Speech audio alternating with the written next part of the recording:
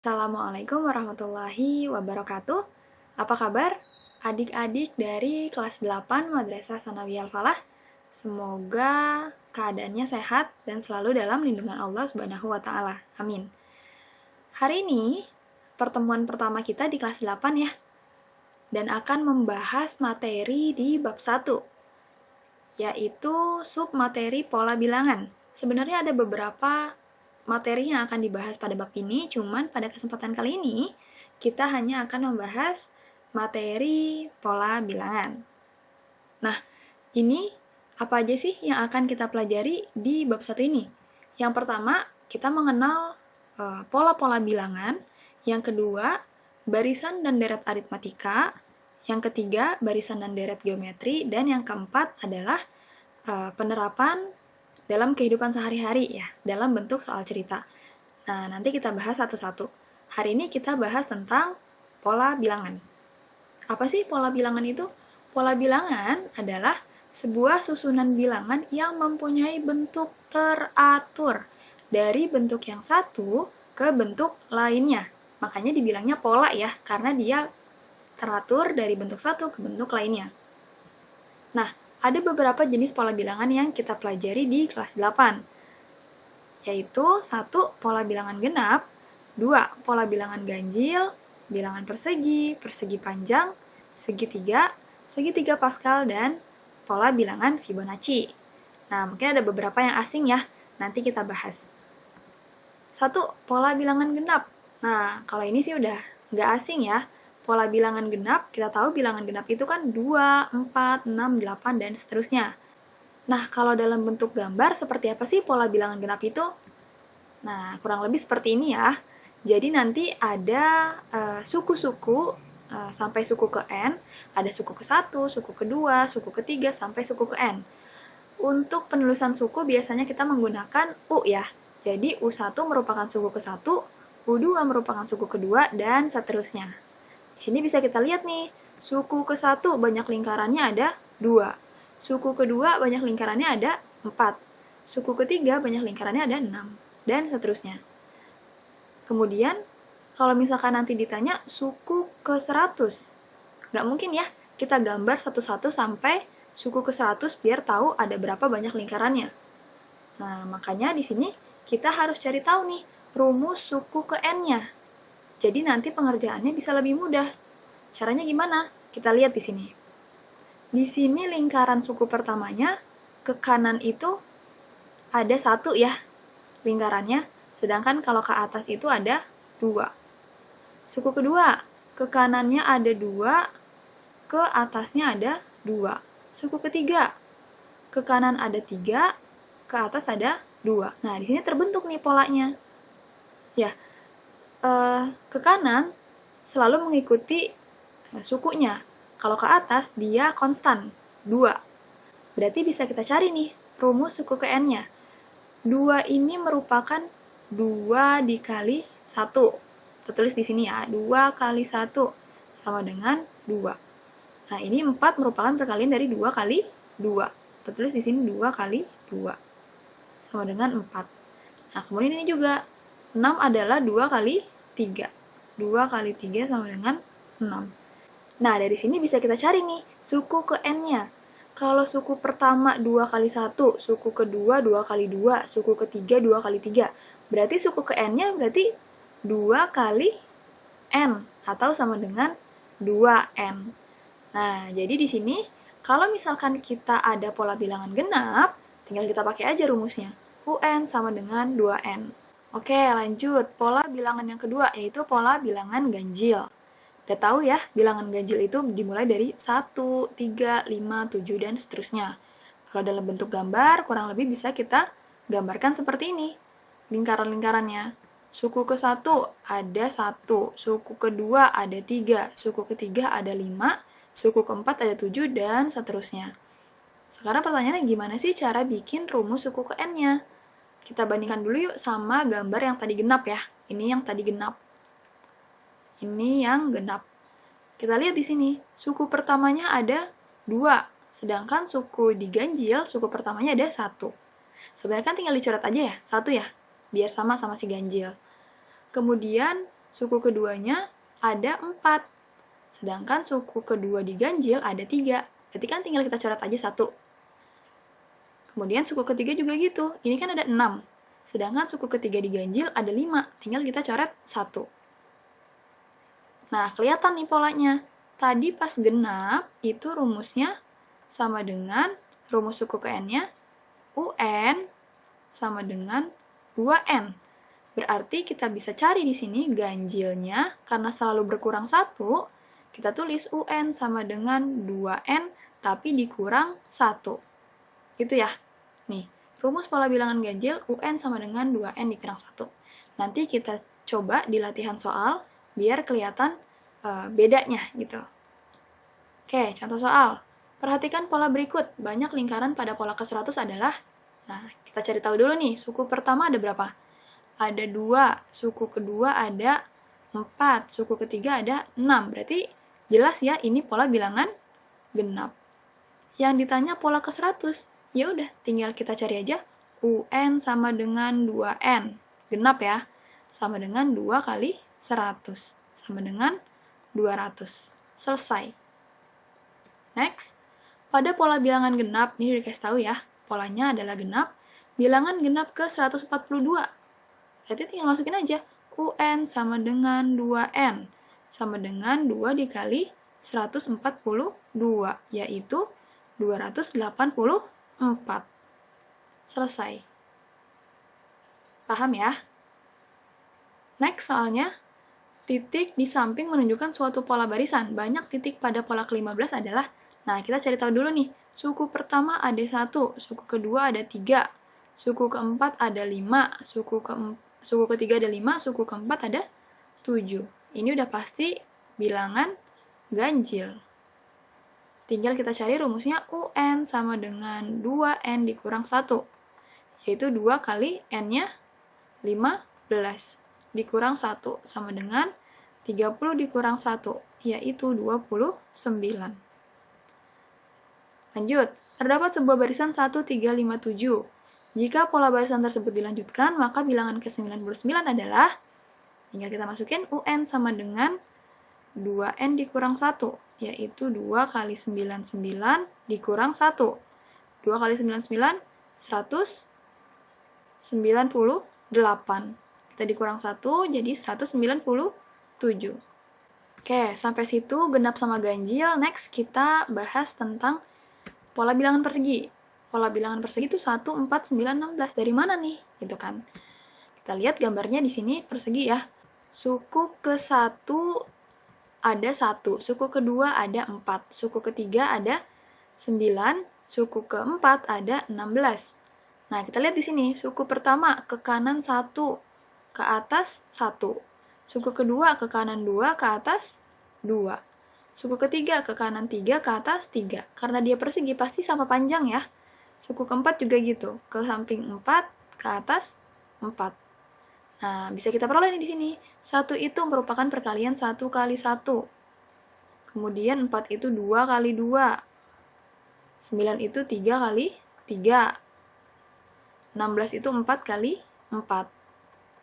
Nah, sekarang berarti N itu adalah N dikali N, sama dengan N kuadrat. Jadi, untuk pola bilangan persegi, rumus suku ke N-nya adalah UN sama dengan N kuadrat. Kita bandingkan sama yang persegi panjang. Persegi panjang itu bilangannya 2, 6, 12, 20. Dari mana sih? Kita lihat gambarnya. Oke, suku pertamanya 2, suku keduanya 6, suku ketiganya 12, suku keempatnya 20. Karena kalau persegi panjang, sisinya nggak sama panjang ya, ada yang lebih panjang. Di sini kita lihat suku pertamanya ke kanan 2, ke atas 1. Yang ini ke kanan 3, ke atas 2. Yang ini ke kanan 4, ke atas 3. Yang ke kanan selalu lebih 1 ya. Jadi bisa kita peroleh nih, dapat angka 2 ini dari 1 dikali 1 tambah 1. Sama dengan 1 kali 2, yaitu 2. Kemudian yang 6, 2 kali 2 tambah 1, sama dengan 2 kali 3, yaitu 6. Ini juga sama, 3 kali 3 tambah 1 sama dengan 3 kali 4, yaitu 12. Yang ini 4 kali 4 tambah 1 sama dengan 4 kali 5, yaitu 20. Berarti bisa kita cari rumus UN-nya N kali N plus 1. Nah, ini. Rumusnya untuk persegi panjang suku ke N yaitu UN sama dengan N dikali N plus 1. Nah, untuk yang segitiga, kita lihat di sini barisan bilangan segitiga ada 1, 3, 6, 10. Kita lihat di sini gambarnya ya, ini pakai segitiga siku-siku. Sebenarnya udah kelihatan nih polanya. Kita balik lagi ke persegi panjang ya. Kita lihat lagi ke persegi panjang. Sebenarnya kalau ini kita bagi 2, ya, ini kita bagi 2, kemudian ini kita bagi 2, akan membentuk segitiga ya. Jadi persegi panjang ketika kita bagi 2 akan membentuk segitiga. Nah, berarti rumusnya juga bisa nih kita pakai rumus persegi panjang. Rumus persegi panjang itu kan rumusnya tadi N dikali N per 1. Yang persegi panjang itu rumusnya N kali N plus 1. Berarti kalau setengahnya, si segitiga, sama dengan setengah dikali N kali N plus 1. Jadi bisa kita lihat di sini, rumus pola bilangan segitiga yaitu UN sama dengan setengah N kali N plus 1. Contoh soal, kita masuk ke soal. Banyak persegi satuan pada pola yang ke-15 adalah, nah, karena di sini persegi ya, gampang tinggal UN sama dengan N kuadrat, yaitu 15 kuadrat sama dengan 15 kali 15, 225. Selesai. Kemudian, dua suku yang hilang pada barisan 1, 4, 9, 16. Nah, ini kelihatan ya. 1 ini kan 1 kuadrat, 4 ini 2 kuadrat, 9 ini 3 kuadrat, 16 ini 4 kuadrat. Berarti ini pola bilangan persegi ya. Kita lanjutin, berarti di sini 5 kuadrat dan 6 kuadrat. 5 kuadrat 25, sedangkan 6 kuadrat adalah 36. Jadi jawaban yang tepat adalah opsi A. Oke, next. Banyak lingkaran pada pola ke-25. Nah, ini kelihatan ya, kalau ini bentuknya persegi panjang. Kita masukin aja rumusnya, UN sama dengan N kali N plus 1. Karena ditanya U25, maka kita masukkan angka 25-nya. 25 kali 25 tambah 1. Sama dengan 25 dikali 26. 25 kali 25 aja 625. Ditambahin lagi 25 jadi 650. Dapat ya hasilnya. Next, banyak lingkaran hitam pada pola ke-13 adalah, nah, pola hitamnya ya. Kalau hitamnya aja membentuk segitiga. Tadi rumus segitiga apa? UN sama dengan setengahnya si persegi panjang nih. Setengahnya persegi panjang. Setengah kali N dikali lagi sama N plus 1. Itu setengah kali 13 dikali 13 plus 1. Kita pindahin ke sini. Sama dengan setengah kali 13 kali 14. Coret jadi 7. 13 kali 7 yaitu 91. Oke, dua pola bilangan terakhir. Pola bilangan segitiga Pascal. Nah, segitiga Pascal tuh yang kayak gimana sih? Nih kita lihat. Di sini 1, 1. Nah, 1 tambah 1 yaitu 2. 1 tambah 2, 3. 2 tambah 1, 3. Dan seterusnya ke bawah ya. Ini penjumlahan dari ini. 6 penjumlahan dari 3 tambah 3. 4 penjumlahan dari 3 tambah 1. Dan seterusnya. Tanpa terbatas. Kita lihat di sini. Jumlah baris ke-1 yaitu 1 ya. Kalau misalkan kita masukkan ke perpangkatan, bisa kita tulis sebagai 2 pangkat 0. Karena berapapun yang dipangkatin 0, hasilnya pasti 1. Lihat lagi baris kedua. Baris kedua penjumlahannya 1 tambah 1, yaitu 2. 2 itu kan 2 pangkat 1 ya. Kemudian baris ketiga, 1 tambah 2 tambah 1, yaitu 4. 4 itu 2 pangkat 2. Baris keempat, 1 tambah 3 tambah 3 tambah 1, yaitu 8. 8 itu 2 pangkat 3. Nah, dari sini kelihatan nih, ketika baris pertama pangkatnya 0, baris kedua pangkatnya 1, baris ketiga pangkatnya 2. Jadi selalu berkurang 1 ya. Maka bisa kita simpulkan rumusnya adalah UN sama dengan 2 dipangkatkan N, tapi dikurang 1. Ya. Oke, yang terakhir, pola bilangan Fibonacci. Mungkin ini yang paling asing ya, pola bilangan Fibonacci. Apa sih Fibonacci itu? Barisan bilangan Fibonacci adalah pola penjumlahan 2 suku sebelumnya. Sini ya, 2 suku sebelumnya. Contoh, bilangan 1, 1, 2, 3, 5, 8. Kita lihat di sini. 1, 1 kalau dijumlahin hasilnya 2 ya. Kemudian 1 sama 2 kalau dijumlahin hasilnya 3. Terus 2 tambah 3 kalau dijumlahin hasilnya 5. 3 sama 5 kalau dijumlahin hasilnya 8. Dan seterusnya. Nah, bilangan-bilangan ini merupakan hasil penjumlahan dari 2 suku sebelumnya. Jelas ya? Contoh lagi, ada bilangan 4, 7, 11, 18, 29. Nah, ini kita lihat di sini 11 merupakan penjumlahan dari 4 tambah 7. Kemudian 18 merupakan penjumlahan dari 7 dan 11. Dan seterusnya. Oke, kita masuk ke contoh soal. Nah, di sini ada segitiga Pascal ya. Jumlah bilangan segitiga Pascal pada baris ketujuh adalah, tinggal kita masukin rumusnya. UN sama dengan 2 pangkat N dikurang 1. Berarti U7 sama dengan 2 pangkat 7 dikurang 1, yaitu 2 pangkat 6. Berapa tuh 2 pangkat 6? 2 pangkat 6 itu adalah 64. Nah, ini harus dihafal ya perpangkatan 2. Nih, ada di sini nih. Dari 2 pangkat 0 sampai 2 pangkat 10. Oke, contoh soal kedua. 3 suku berikutnya dari pola 2, 3, 5, 8. Kalau kita lihat-lihat nih, pola barisan ini merupakan barisan Fibonacci. Kenapa? Karena 5 ini penjumlahan dari 2 tambah 3. 8 merupakan penjumlahan dari 3 tambah 5.